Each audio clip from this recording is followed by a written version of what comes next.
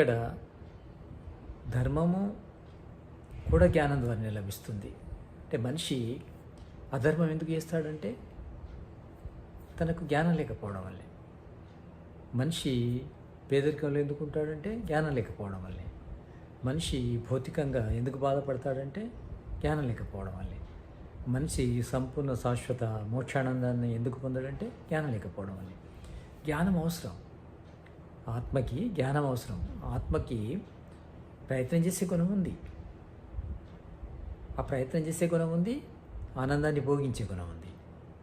ఆ ఆనందం భోగించడం కోసం ప్రయత్నం చేస్తుంది, కానీ తన జ్ఞాన పరిధిలో మాత్రమే ప్రయత్నం చేస్తుంది.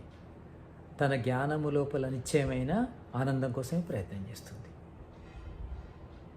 కనుక మనకు సంపూర్ణ శాశ్వత ఆనందాన్నిచ్చే జ్ఞానాన్ని పొంది దానికోసం ప్రయత్నం చేస్తే